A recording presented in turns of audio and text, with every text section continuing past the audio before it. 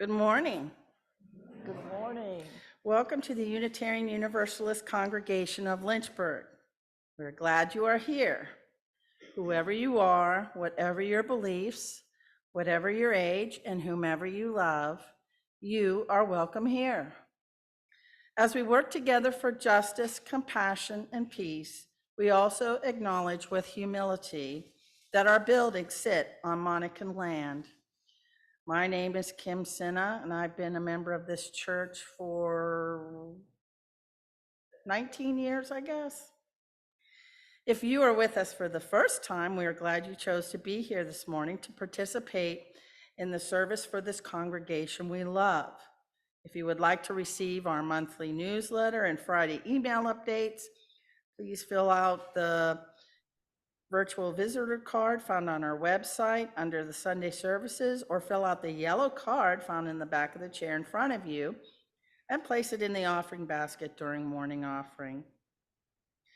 This morning is a Generosity Sunday. We welcome Kate Goodman from Rush Homes will speak to us in a few minutes about everything they do for our community.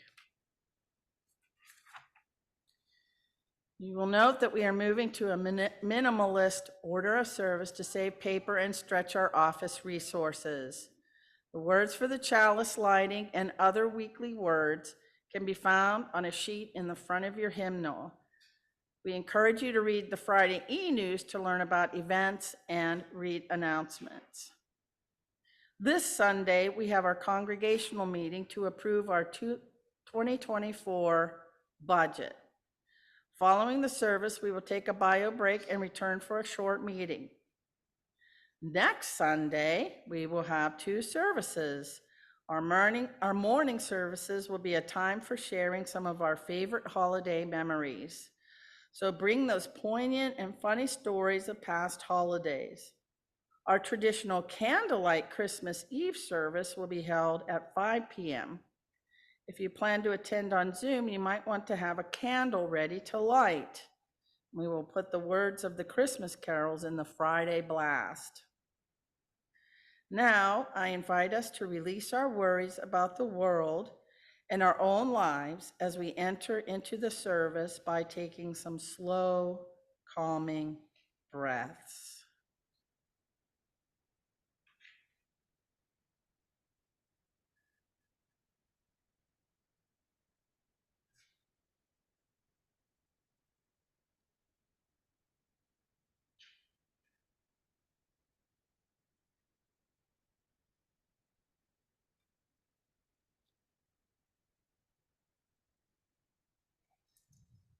When I left my apartment this morning, it was quiet, like it was just a few seconds ago. And it felt like winter is coming. We don't often have spaces where we find the stillness. So let's take a moment. Folks on Zoom, say good morning to us. Folks in the sanctuary, say good morning to our Zoomies. Good morning. It's wonderful to be Morning. together on one of the shortest days of the year. And so let us now join together as we light the chalice of our faith and share together.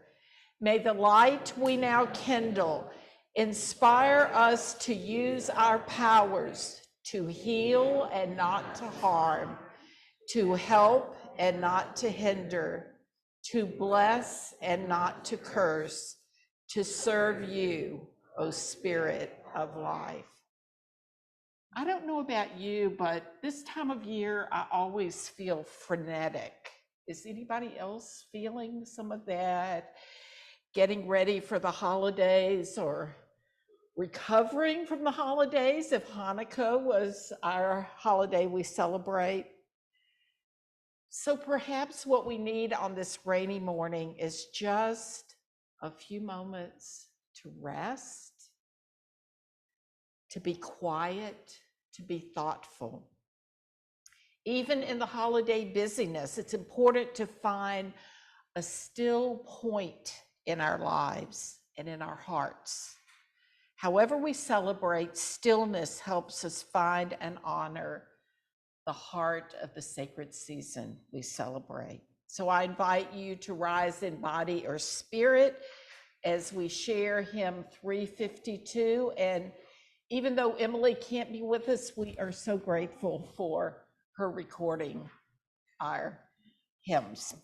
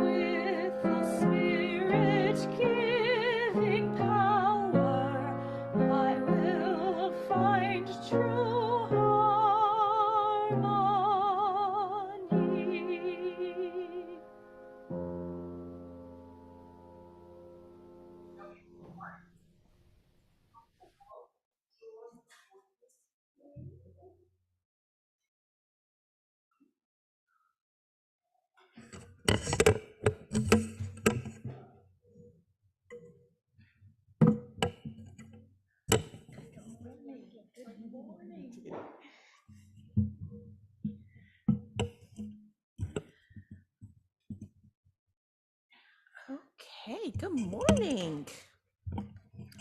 So this morning we have a book called The Shortest Day. Does anybody know what the shortest day is? The shortest day of the whole year? No. Oh, close. Nora? Yes, the winter solstice. That's right. So that is going to be the shortest day and the longest night of the whole year. This book is by Susan Cooper.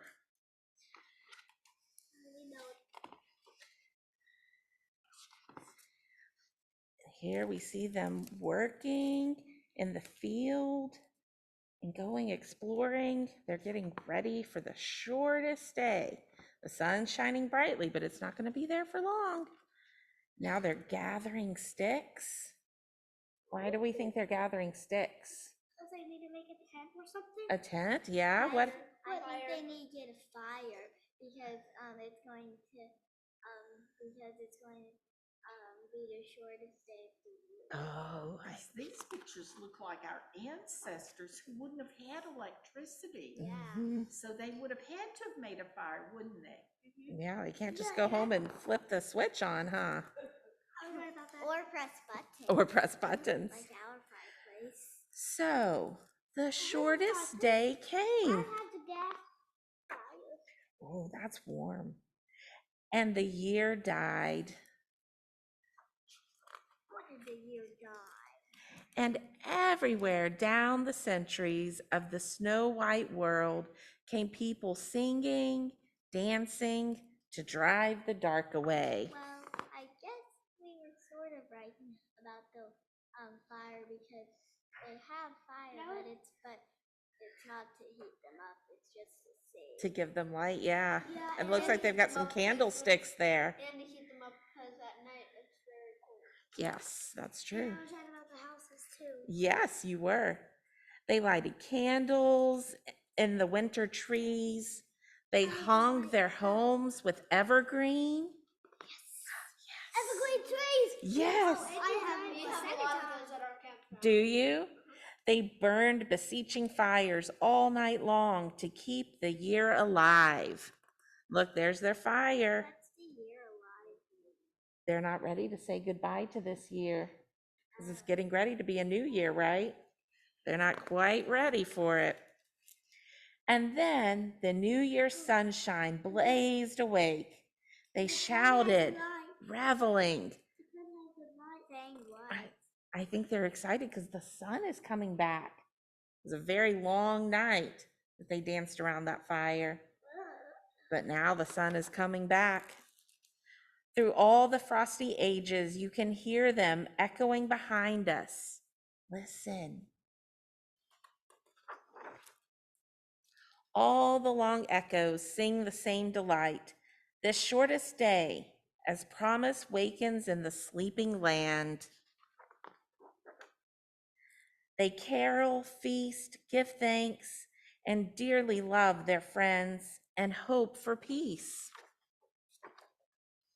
And so do we, here, now, this year, and every year.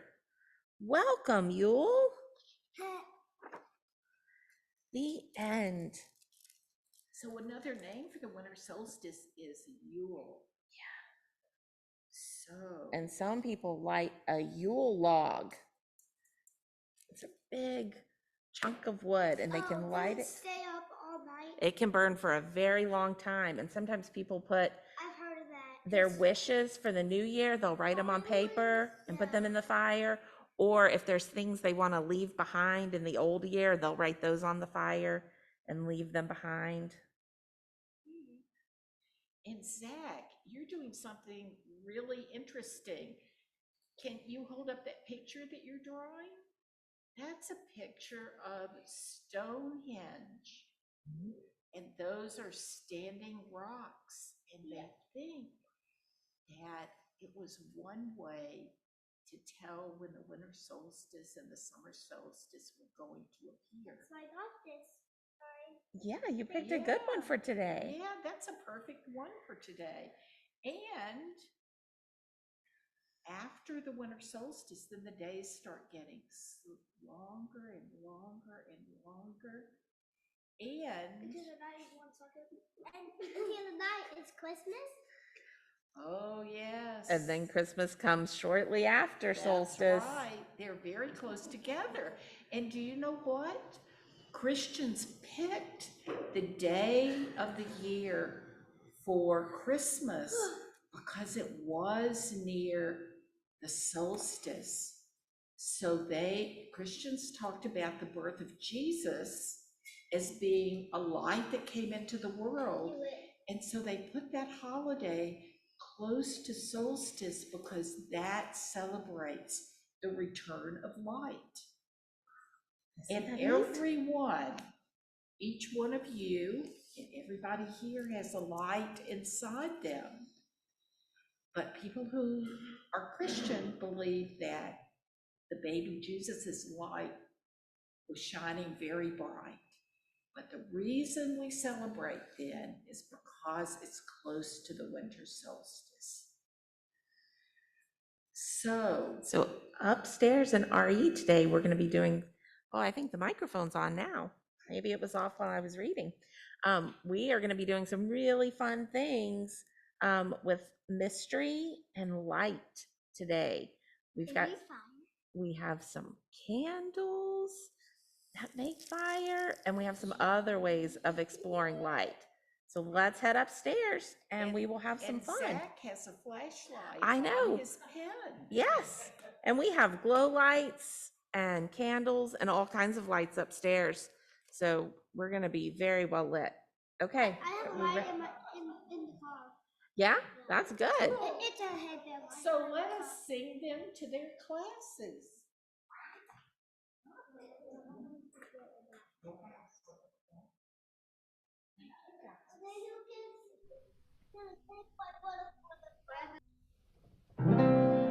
We sang with you, O keepers of the flame, our thoughts, our hopes, our love.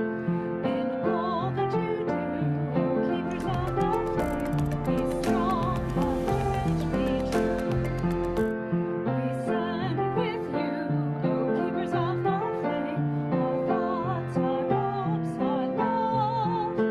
In all that you do, O keepers of the flame, be strong, have courage, be true.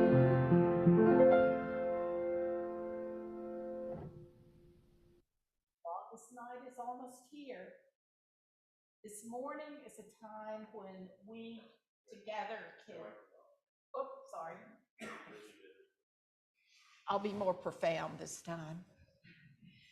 The longest night is almost here.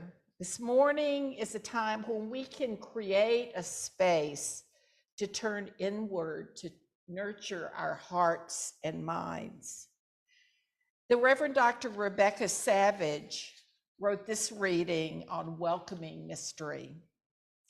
As people of faith and wonder, we welcome in the delight of mystery, the awe of unfolding adventures, the expansiveness of what it means to behold mystery as a gift to the imagination. Too often we relax into routines, find comfort in old habits, and give in to the confines of our lives. In this time of worship together, may our hearts be nudged open to what may be. May our spirits be wrapped in curiosity to seek mystery and welcome her in. May our time together this day remind us to stay open, stay inquisitive of what we do not yet understand, and be inspired to stretch ourselves into new ways of being. Welcome mystery. Welcome into our hearts and our time of worship together. So I invite us to just take a few moments in silence to be still with ourselves as we welcome mystery. We might want to breathe a little deeper. Imagine the worries that sometimes surround our lives to be washed away.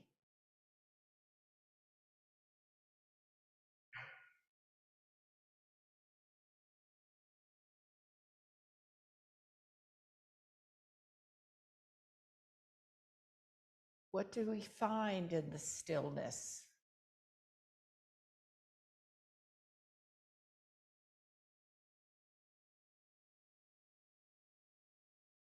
Where in our life are we offered new possibilities?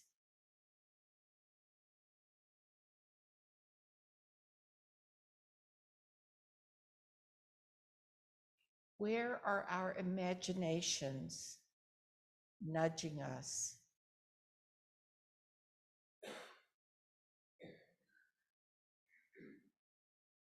What part of our lives that once felt secure and certain is now shifting, perhaps unraveling?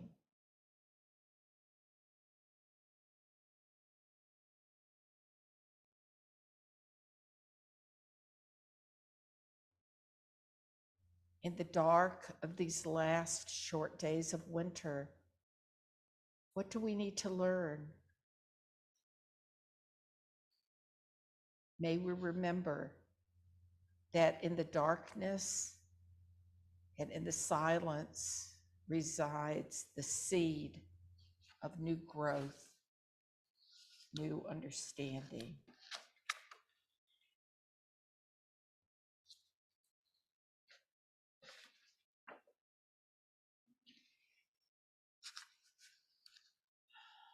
I'd now like to invite Kate Goodman, who is our Generosity Sunday speaker, and she represents Rush Homes. Thank you. If you would like to come up.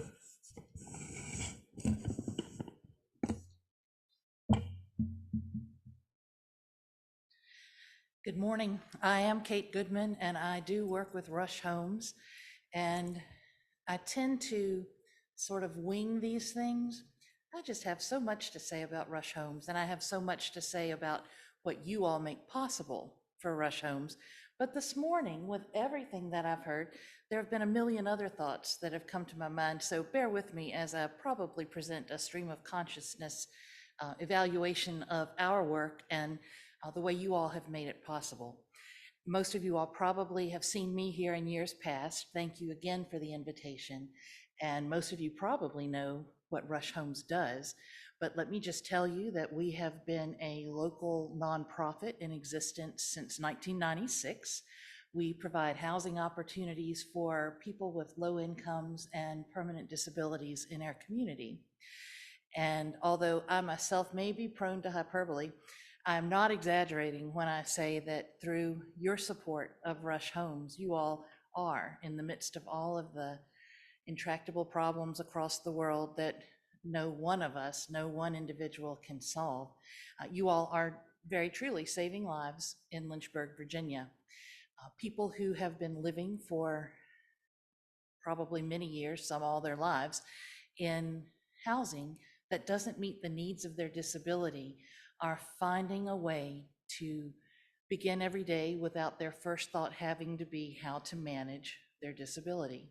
They are living in places where they can get a wheelchair through the bathroom door. They are living in places where they are warm and safe and dry. And while, again, no one of us can solve every problem, the support that you all have offered, along with many other congregations in our city, many other individuals in our city, you all are seeing to it that at this point, as of today, right this minute, 100 families and individuals have this opportunity. Now, in less than a month, we will increase that number by 31 new 1 and 2 bedroom apartments over on Florida Avenue. That's a development we've been working on for a year now. It's called Florida Terrace. It's right at almost at the intersection of Campbell Avenue and Florida Avenue. And we're excited about that.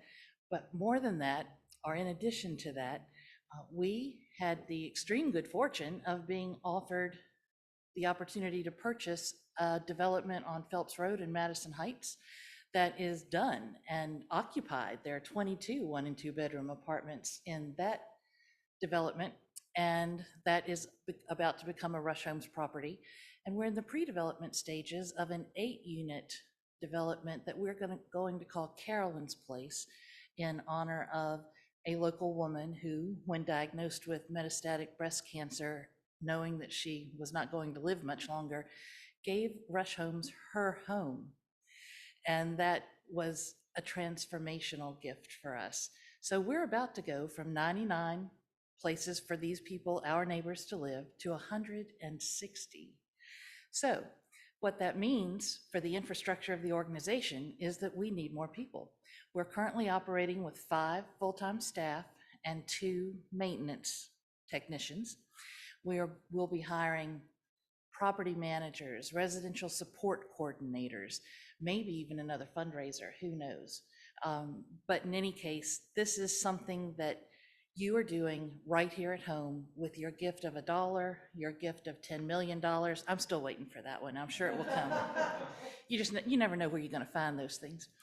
But it is making a difference. You are making a difference, and it would not be possible for us to do what we do without your support.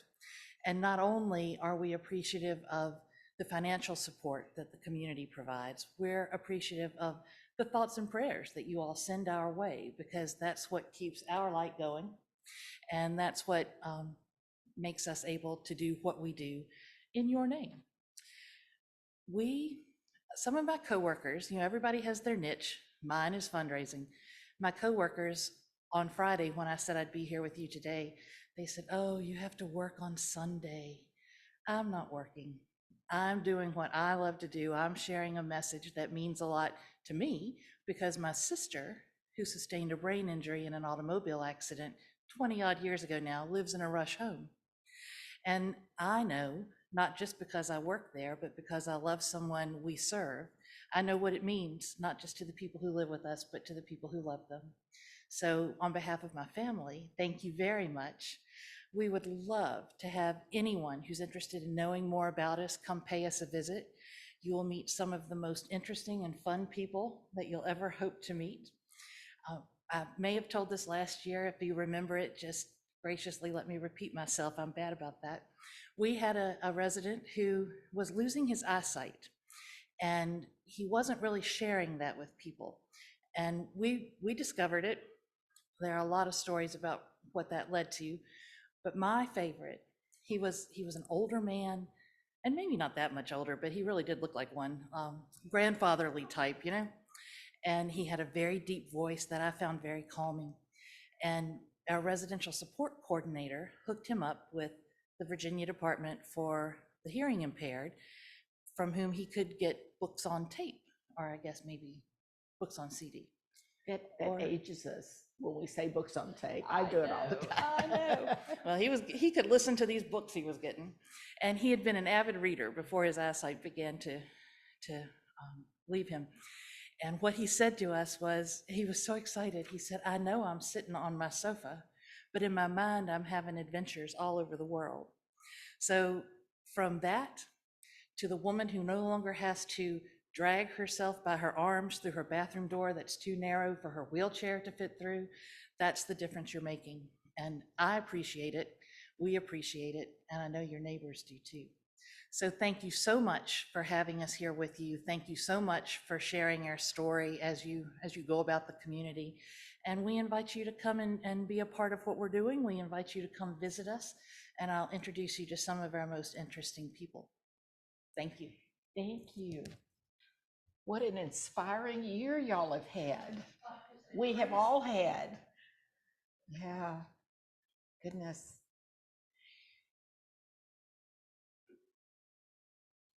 So today we take an offering of our gifts for the work of Rush Homes and of our community. If you're in the service and in the sanctuary and you are want to donate to Rush Homes, please put that in the memo of your check. If you are on Zoom and would like to make a donation on PayPal, please put Rush Homes, if that's part of your donation. Please put that in the memo on PayPal, or you can send a check into the office. So we give thanks for the generosity of all our members and friends.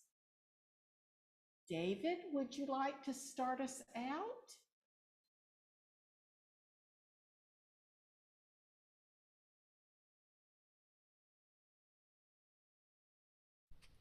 From you I receive, to you I give. Together we share, and from this we live. From you I receive, to you I give. Together we share, and from this we live.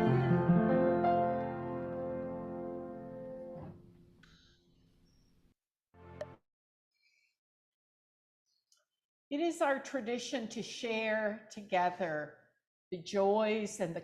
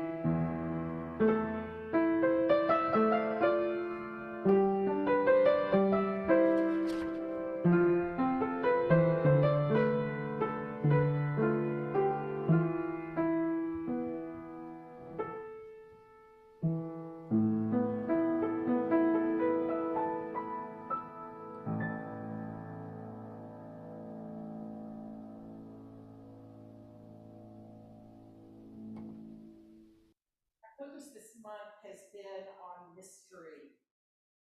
And it feels like the perfect theme for this time of year. When holidays and holy days abound, the season. Your mic isn't on.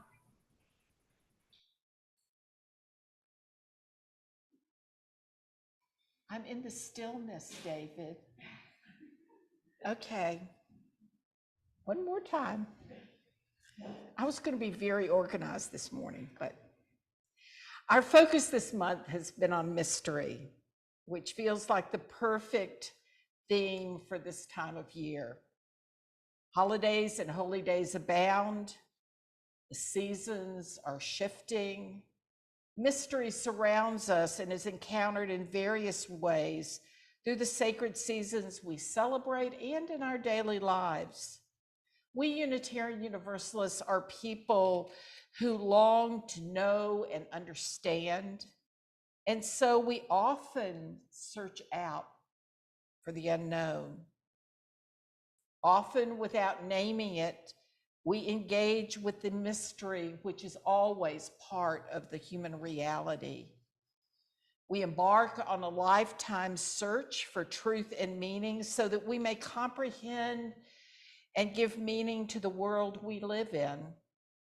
Our minds and hearts are not yet mature enough to know and understand all the wisdom that exists. So we move toward mystery. As I was doing research for this service, I found a lovely reading about mystery by the Reverend Dr. Gordon McKeeman, who Makana Bob and I had the privilege of knowing. And he speaks to this in a writing, How Does One Address a Mystery? Cautiously. Let us go cautiously then to the end of our certainty, to the boundary of all we know, to the rim of uncertainty, to the perimeter of the unknown which surrounds us. Reverently, let us go with a sense of awe, a feeling of approaching the powerful holy whose lightning slashes the sky, whose persistence splits concrete with green sprouts, whose miracles are present in every place and moment. Hopefully, out of our need for wholeness in our own lives, the reconciliation of mind and heart conjunction.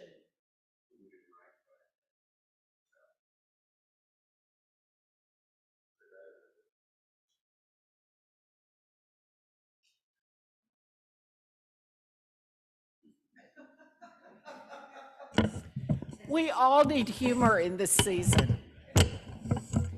Okay. It is mystery. The battery broke. Quietly. For no words will explain the inarticulate or summon the presence that is always present, even in our absence. But what shall I say? Anything, any anger, any hope, any fear, any joy, any request, any word that comes from the depth of being addressed to being itself. Or perhaps nothing. No compliment, no request, no entreaty, no thanksgiving, no praise, no blame, no pretense of knowing or of not knowing. Simply be in the intimate presence of mystery, unashamed, unadorned, unafraid. And at the end, say, Amen. During these last short days before the light begins to return, let us affirm our need for mystery. Let us be open to the unknown and the new, to the wonder and the trepidation, to new beginnings. As we come close to the winter solstice, let us meditate on what our new beginning might be. Are there aspects of our lives that are tangled or draining our life energy and need to be released? What ideas are calling for our attention? What do we need to nurture to enhance our lives? To what will we open ourselves when light begins to slowly return? What do we want to bring into the light? Let this be a time for us, beginning with the winter solstice and the lengthening of days, when we join with the earth as she prepares herself for the coming of spring. Though on Earth's surface, it is the beginning of winter, below the Earth's surface, seeds are preparing their journey into their sun. Mother Earth's rhythm is gradually shifting from the sacred dark into the blessed light. In the coming months, let us focus on our inner selves, allowing new aspects of our being to grow. It is a blessing to give light to our deepest yearnings. It is up to us to decide what we will do with this blessing. Rebecca Parker wrote a poem entitled A Winter Blessing. In the shadowed quiet of winter's light, earth speaks softly of her longing, because the wild places are in tears. Come, she cries to us, kneel down here on the frosty grass and feel the prayer buried in the ground. Bend your ear to my heart and listen hard. Love this world, she whispers. Distill peace from the snow and water the cities with mercy. Weave wonder from the forest and clothe grief with beauty. Rest in the rhythm of the turning year. Trace the bending arc, rounding the curve. Trace the bending arc, rounding the curve toward justice, and vow again to do no harm. The winter trees stand watch, haloed in the last gleams of the slanting sun. Glory sings here. Heaven echoes the call. Repeat the sounding joy. Make your life an answer. Bow, praise, rise. This is the season when we are called to listen to the earth, to commit ourselves to living in harmony and peace with all living beings, to give thanks for the abundance of our lives, to acknowledge our responsibility to live in harmony with life, to live with humility, engaging with the mystery of life, to live love in the world. Reverend Scott Taylor said, "Think, friends, of the sky, of the stars that dance like fireworks overhead. Think of the trees budding or bare, and rivers and rain, all a part of this living, breathing earth that makes our living and breathing possible. Think too and look at the faces that surround you. What a wonder it is that we don't have to travel this world alone. All of it is miracle. All of it is mystery. All of it deserves our awe. Despite all that we see that is broken, we are called to live with courage, to live with hope and love. We are called to look beyond the brokenness and find the new growth that pushes its way through the concrete. That is an act that deserves our awe. The broken places are not the only reality. Humanity has brought suffering and it has brought love. Our task is to not get caught in seeing only the suffering. Mother Earth teaches us that everything is part of a greater whole. There is mystery and a rhythm to the interdependent web. We may not understand it, for mystery is greater than we are. The darkness preceding the winter solstice reminds us that we are indeed part of a greater rhythm. The darkness holds the seeds of renewal. The shortest night is almost here. It is time for us to remember that everything is part of a whole, part of mystery. As we approach the winter solstice, let us open ourselves to the mystery around us. And this last poem on the winter solstice.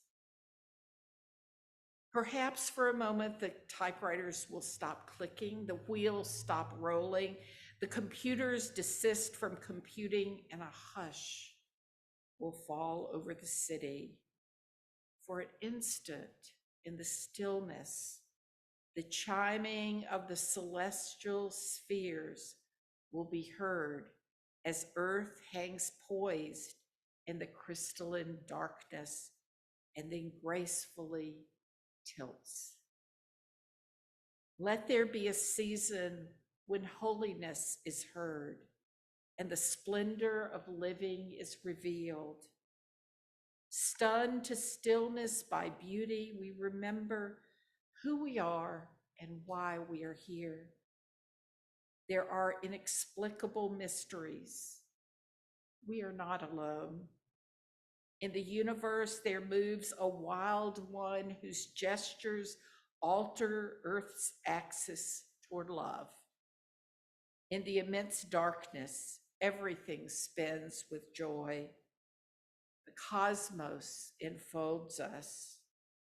You're caught in a web of stars, cradled in a swaying embrace, rocked by a holy night, babes of the universe.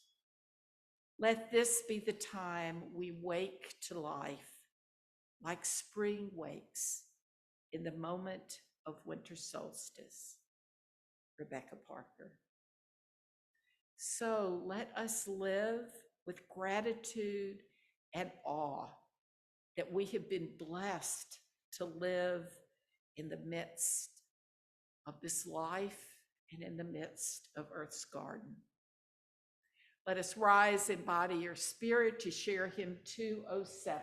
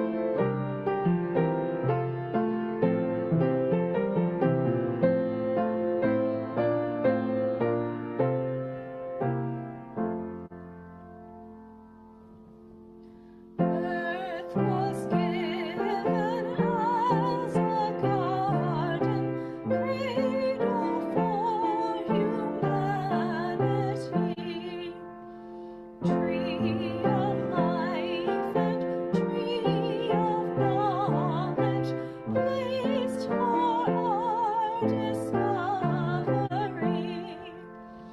Here was home for all your creatures, born of land and sky and sea, all created in your images, all to live in harmony. Show to us again the garden where all life flows fresh and free. Gently guide your sons and daughters into full maturity.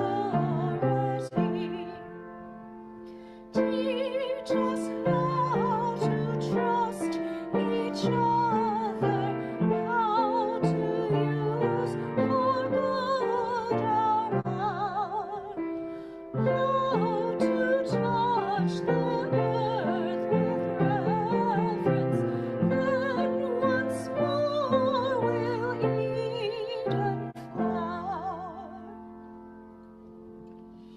Bless the earth and all your children, one creation make us whole.